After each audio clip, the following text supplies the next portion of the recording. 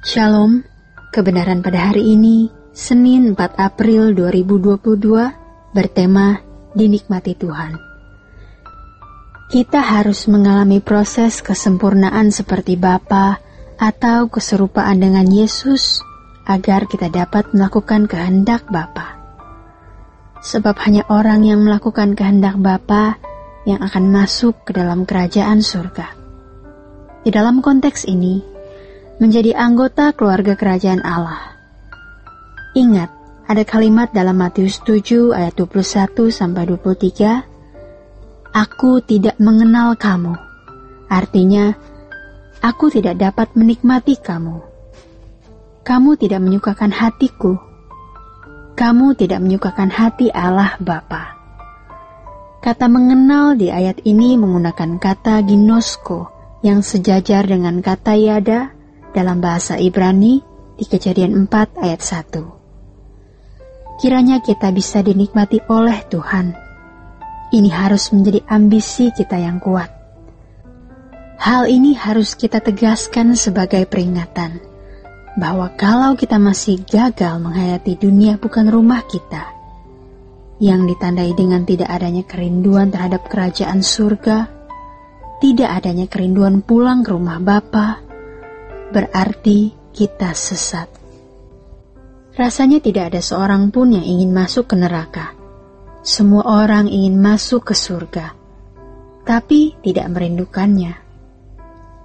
Orang yang sesat adalah orang yang tidak tahu di mana rumahnya dan tidak menginginkan pulang. Di Lukas 15 mengenai anak terhilang, anak itu tidak suka rumahnya. Berarti ia tidak suka bapaknya juga. Kita harus menangisi, meratapi diri kita kalau kita tidak merindukan pulang ke surga. Bapak Ibu, maka jangan heran jika Tuhan menghajar kita dengan banyak kepedihan hidup. Kepedihan hidup itulah yang dapat membuat kita terangkat. Kita dikejutkan atau seperti badai, supaya ibarat Raja Wali kena badai, ia akan terbang tinggi. Jadi kalau sekarang hidup kita dalam badai, itu agar kita bisa terbang tinggi. Keadaan sulit, kekecewaan, kepedihan hati membuat kita memandang surga. Anak yang terhilang di Lukas 15 ayat 18 mengatakan, Aku akan bangkit dan pergi kepada Bapakku dan berkata kepadanya, Bapak, aku telah berdosa terhadap surga dan terhadap Bapa. Ketika seorang Kristen tidak mengingini surga, tidak merindukan sungguh-sungguh, sejatinya ia mengkhianati Bapa. Kenapa? Karena pasti ada ikatan percintaan dunia. Masalahnya, kekristenan yang kita warisi adalah kekristenan yang sebenarnya sudah berubah warna, yang esensinya berbeda dari kekristenan awal yang diajarkan Yesus. Coba perhatikan, bagaimana orang-orang Kristen mula-mula rela kehilangan apapun. Dan sementara di bagian lain Tuhan juga berfirman, Kasihilah Tuhan Allahmu dengan segenap hati, dengan segenap jiwa, segenap akal budi, segenap kekuatan. Segenap berarti kurang dari itu tidak bisa. Allah itu absolut dan pantas untuk dicintai, dihormati dengan segenap hati, jiwa, akal budi, dan kekuatan kita. Maka Tuhan Yesus berkata, Kamu tak dapat mengabdi kepada dua tuan. Sepenuhnya Tuhan atau tidak usah sama sekali.